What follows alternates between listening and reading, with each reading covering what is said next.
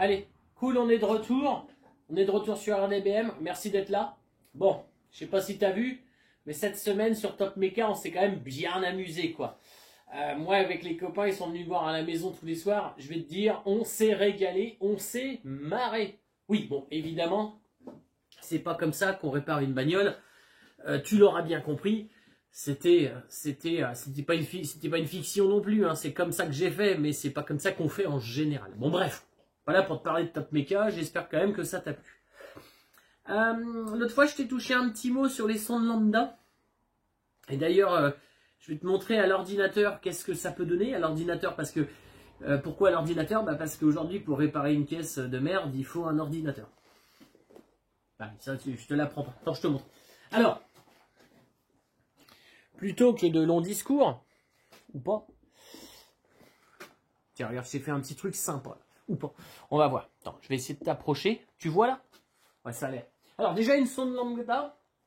Tu sais, on en a mis sur... Attends, je peux monter un peu comme ça? Voilà. On en a mis sur la V6 phase 1, injection. Sonde lambda, c'est ça. Ça ressemble à ça. C'est pas forcément ça, mais ça ressemble à ça. En général, ça a 2 ou 4 fils. Bon, celle-là, elle en a 3. 2 fils, pourquoi 3, 4? Il y a 2 fils qui servent à l'information, au signal de la sonde. Et les autres fils, ils servent pour chauffer la sonde. Cette sonde, elle a besoin de chauffer. Alors, t'inquiète pas, elle va chauffer. Hein. Là où elle est placée, elle va pas tarder à chauffer. Mais ces sondes lambda, l'hydrocarbure peut les détruire. C'est-à-dire que à bouffer de l'essence imbrûlée, ça peut détruire la sonde lambda. Donc, on la fait chauffer. Dès lors qu'on démarre, on la fait chauffer. Ce qui fait qu'au départ, on a beaucoup d'imbrûlés. Et on fait chauffer pour qu'elle se mette à fonctionner le plus vite possible. Et surtout qu'elle ne se détruise pas. Donc, tu peux abîmer tes sondes lambda à répétition si tu as des problèmes d'essence dans l'échappement. Donc, en fait, tu ne la nettoies pas à l'essence non plus. Bon, une sonde lambda, on en a mis sur le V6 injection. Et oui, c'est le principe fondamental, c'est sorti avec l'injection. Parce que cette sonde lambda, elle va contrôler en permanence, dès lors que ton moteur est chaud, elle va contrôler un petit peu la quantité de polluants dans ton échappement. Ton mélange est-il, le mélange stoichiométrique, est-il parfait? Ça m'étonnerait. Parfait, ou trop riche, ou trop pauvre. D'où la courbe. Quand tu as un carburateur, ton mélange, il est ce qu'il est. Il dépend de ta vis de richesse, qui est fixe, que tu as réglé à une certaine pression atmosphérique, à une certaine température, tu l'as réglé comme ça, t'as pas le choix, c'est comme ça, et ensuite elle dépend de ton gicleur, elle dépend de ton filtreur, etc. Mais en cours de route, c'est-à-dire entre le matin et l'après-midi, entre roulage pépé et plein gaz, tu vas pas toucher à ta vis de richesse tous les quarts d'heure. Donc la sonde lambda, elle, sur une injection, tu peux en avoir une sur le carburateur, mais tu es là que pour contrôler. Tu ne vas pas ajuster. Sur un système d'injection, cette sonde, elle va mesurer en temps réel la qualité du mélange, trop riche, parfait, trop pauvre, et on va pouvoir modifier légèrement la cartographie. Alors la cartographie, c'est quoi? C'est qu'on s'est dit, tiens, à tel régime, à telle température, dans telles conditions, on va injecter tant de carburant pour que le moteur fonctionne bien. Ça, c'est quand même le but principal, c'est qu'il fonctionne bien. Ça, on a fait la cartographie. Ça marche, elle marche, mais tu sais pas si tu es trop riche, parfait ou trop pauvre. Donc, en rajoutant une sonde lambda à ton moteur, on va vérifier si à ce moment précis, tu es parfait. Si tu es trop riche, au lieu d'injecter, par exemple, sur une période d'1 milliseconde, c'est une connerie, hein, tu vas injecter, si tu es trop riche, un petit peu moins, à 0,9 millisecondes, par exemple. Alors, ce sont des valeurs comme ça que je te donne, elles ne sont pas vraies. Hein. Et le fait d'injecter moins longtemps, tu vas appauvrir ton mélange. Au contraire, si tu es trop pauvre, tu vas pouvoir passer à 1,1 millisecondes et remettre ton mélange. Donc, à l'ordinateur, tu vas voir, on va le voir, parce que je te parle de valeurs. Tu vois ? À l'ordinateur, tu vas pouvoir voir ça en temps réel. C'est-à-dire que la sonde, elle va travailler dans une plage se situant entre 0 et 1 volt. Pas tout à fait. 0 à 1 volt, c'est la plage. Par contre, pour permettre de faire un diagnostic déjà de la sonde avant même de commencer. On va la faire travailler, approche-toi hein, si tu ne vois pas, de 0,1 volt à 0,9 volts. Pourquoi? Je te pose la question. T'en sais rien? Bon, si. Il y en a un qui sait, mais si tu sais, tu dis rien. Parce que si je suis à 0 volts, en fait, ça veut dire que si la sonde se trouve à 0 volts, ça veut dire que je suis en court-circuit à la masse. Elle ne marche pas. Donc il faut qu'elle soit entre 0,1 et 0,9. En deçà de 0,1, elle a un problème de court-circuit à la masse. Au-deçà de 0,9, on est au court-circuit au plus. Donc déjà, ça permet de faire un diagnostic de la sonde avant même de commencer. Parce que, en fait, si tu te retrouves avec 2 volts, le système, il va dire trop riche, tout le temps, et puis il va appauvrir. Alors qu'en fait, à 2 volts, tu es en court-circuit. Et ouais, au plus. Donc c'est comme ça. Donc déjà, on s'est dit 0,1, 0,9. Déjà, ça c'est clair. Lorsque je vais rouler, à chaud, parce que sinon elle ne marche pas, le moteur va injecter, le système d'injection va injecter de l'essence, ça va brûler, etc. Ça va se retrouver dans l'échappement. Cette sonde, elle va être au plus proche des cylindres. Alors pas sur un cylindre en particulier, au bout des 4. Des 6, des 8, des 12, ça dépend où tu te situes, quoi. Là, on imagine un 4 cylindres. Donc le collecteur, il rejoint ces 4 cylindres en un point, et je mets ma sonde ici. La sonde, facile à installer. En gros, dans le tube d'échappement, je vais faire un trou. Tac, ça c'est un tube d'échappement, tu l'auras bien compris. Et la sonde, elle va être vissée là, et elle va être à l'intérieur. Et les gaz vont pouvoir passer et se faire et pénétrer les petits, voilà, tu vois, les petits passages là, tu vois. Donc la sonde, je vais la mettre comme ça dans l'échappement, au plus près du moteur. Il faut qu'elle chauffe très vite et il faut que j'ai les gaz à l'instant T, pas 3 jours après. Ok? Bon, à chaud, je vais rouler à vitesse stabilisée par exemple, c'est plus facile. Pourquoi? Parce que si je mets un plein gaz, le but ultime du plein gaz, c'est d'avoir un moteur performant. Donc à ce moment-là, on ne contrôle plus la pollution. Alors, je ne roule pas que en plein gaz. Pas que. En plein gaz, on ne contrôle pas, on est là pour de la puissance. En pied levé, c'est-à-dire je lâche l'accélérateur, je ne contrôle plus, je n'ai plus dans mon échappement, ici, que de l'air. Donc je ne contrôle pas, les valeurs sont à 0. Par contre, 0,1. Lorsque je vais rouler à régime stabilisé, c'est dans un premier temps comme ça qu'on va regarder, la sonde, elle va enregistrer, elle doit enregistrer un signal qui fait trop pauvre, trop riche, trop pauvre, trop riche, etc. Pourquoi? Parce qu'en fait, on va injecter, le mélange va monter, il va être trop riche, on va dire hop hop hop, un peu moins, on va descendre hop hop hop, un peu plus, etc. Et c'est comme ça qu'on va essayer de réguler la pollution. Là, j'ai marqué signal amont. Signal amont parce que sur ma voiture, il n'y a que cette sonde-là. Mais sur les nouvelles voitures, tu as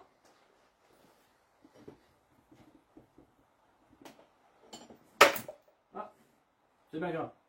Tu as ton collecteur qui arrive comme ça. Ça, c'est le moteur. Hein. Hop. Il y a la première sonde qui est là. Amont. Ok. Là, on est au tout départ du moteur. Ensuite, tu as ton pot catalytique.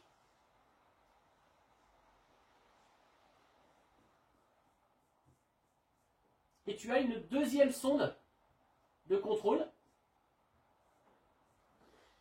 qui, elle, s'appelle aval. Amont en haut, aval en bas. Et celle-là, par contre, le signal ne va pas du tout être le même. Le signal, là, on va avoir un signal sinusoïde trop pauvre, trop riche, trop pauvre, trop riche. On va déjà essayer de faire un mélange parfait.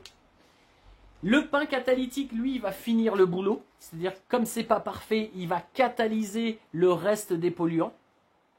Et à la sortie, le deuxième signal doit ou devrait être une droite relative à 0,5. Et là, en fait, on a un mélange qui est parfait. 0,5, c'est un bon mélange, ni trop pauvre, ni trop riche. Bon, en théorie, on est plutôt à 0,6, légèrement trop riche en permanence. Vaut mieux être un peu trop riche qu'un peu trop pauvre.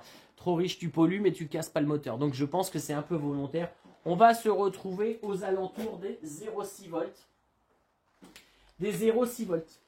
Donc là, quand tu as un pot catalytique qui va pas bien, qui ne catalyse plus, qui fait plus tellement son boulot, et ben entre l'amont et l'aval, tu as le même signal.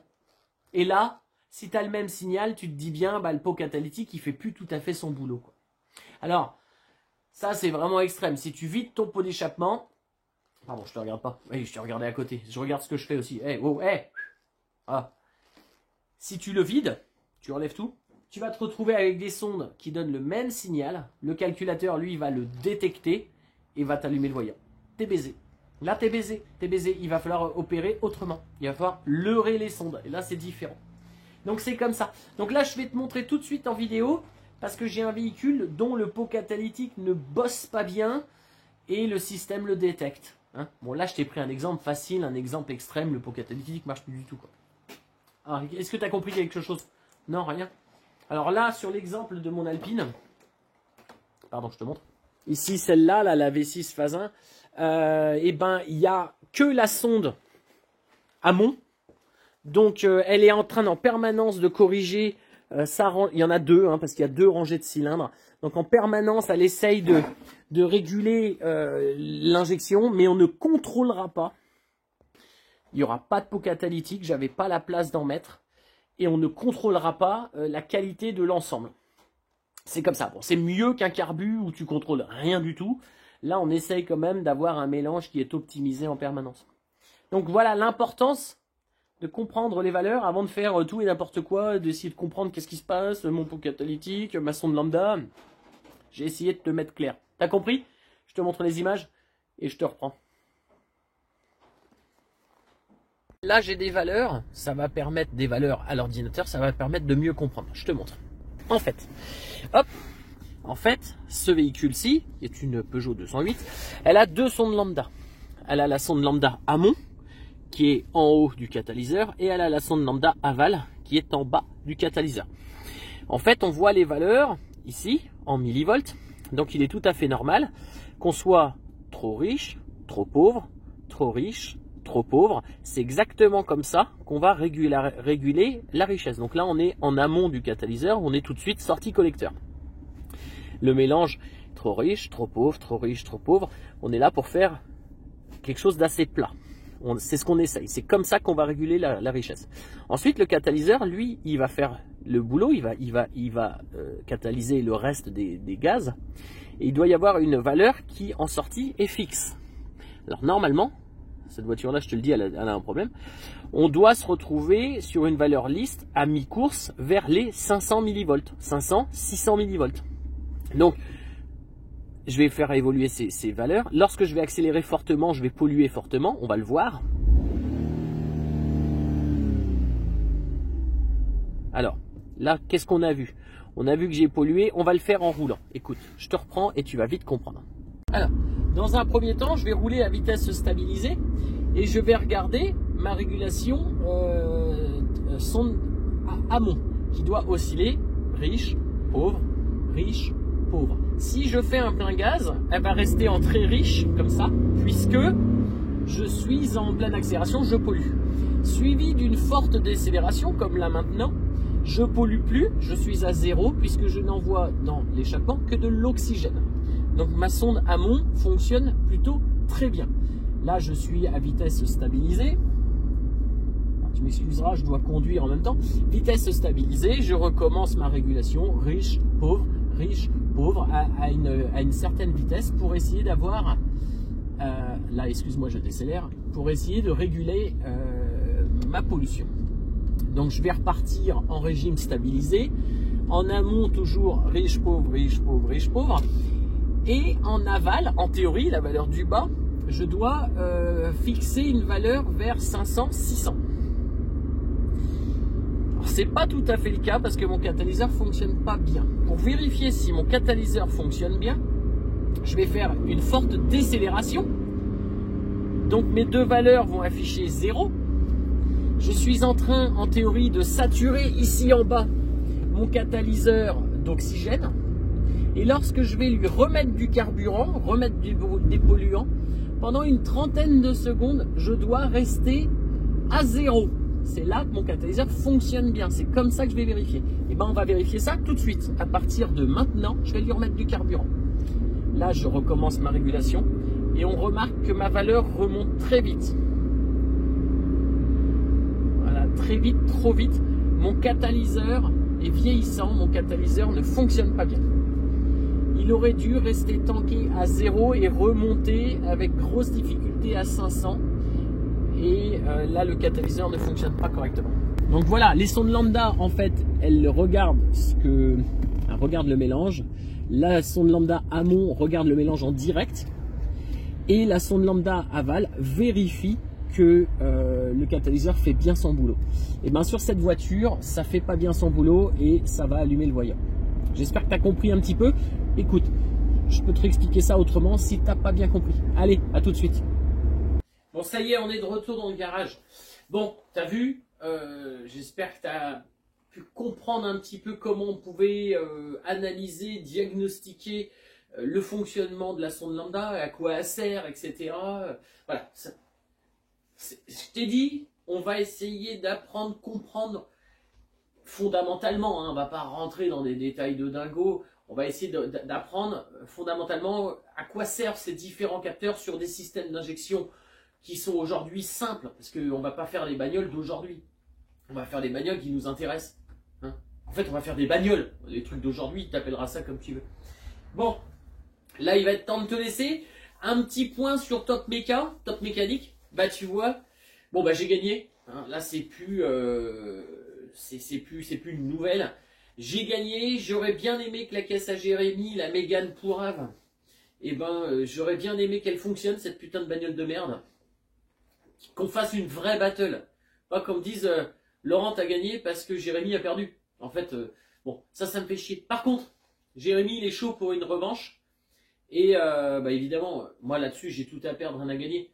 Mais tu crois quoi? Tu crois qu'il va me dire? Tu crois que je vais déclarer forfait? Mais t'es malade ou quoi? Donc évidemment que si la production qui a l'air chaude aujourd'hui, on m'a dit peut-être fin de premier trimestre 2025, revanche. Eh, écoute, moi ils savent où j'habite, ils m'envoient un mail, ils me passent un coup de fil, je prends ma caisse, j'y vais. Bah oui, je vais pas me laisser faire, t'as cru quoi? T'as cru quoi? Bon là, par contre, je pense qu'ils vont pas me louper. Ils se sont dit, le mec, le branleur, y a rien qui lui fait peur. Bah si, en fait tout me fait peur. Et quand j'ai vu la Dacia de merde, je me suis dit, c'est au moins une bagnole réparable. On m'a pas filé des marques bizarres comme Chevrolet, ou, tu m'excuses, c'était une Chevrolet, hein, mais des marques un petit peu plus raidos. L'autre fois, le gars, il a eu une Jaguar. Là, c'est chaud, quoi. Là, c'est plus Top Mécanique, c'est Master Magic qu'il faut faire, quoi. Bon, bref.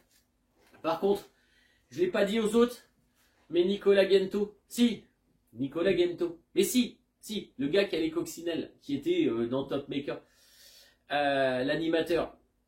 Il m'a donné un conseil qu'il a peut-être pas donné à Jérémy et peut-être qu'il donne pas à tout le monde. Et je crois que c'est ce conseil-là qui m'a fait gagner. Alors je t'explique en gros. Je crois qu'on est le mardi et il me dit Laurent, je vais te donner un bon conseil. Alors là, tu sais, moi je suis chaud, je dis ok, je t'écoute. Ouais. Tu sais, je suis sérieux quoi, je t'écoute. Et là il me dit écoute, tu fais comme tu veux. Tu te démerdes. Mais pour vendredi, il faut que ça roule. Et ouais, j'avais pas compris le but de l'émission en fait. Donc effectivement, le mercredi j'arrive, je fais comme je veux, je me démerde, mais ça va rouler. Voilà, ça a été le but. Donc si demain, on me donne l'occasion d'y retourner, contre Jérémy ou contre un autre Maboul, on verra bien. Ah, il faut être Maboul pour y aller. Ah, je suis Maboul aussi. Je veux dire, je vais pas me laisser faire. J'espère que Jérémy il aura bien révisé ses tables de matière parce que je lâcherai rien, tu penses bien, j'ai tout à perdre, rien à y gagner, donc je vais me défoncer, tu penses bien. Bon, allez, on plie Top Mecha, je te laisse pour ce dimanche, je te dis à dimanche prochain, on a plein de trucs à faire, tu penses bien, on a pris du retard. Hein. Allez, merci pour tout et à dimanche.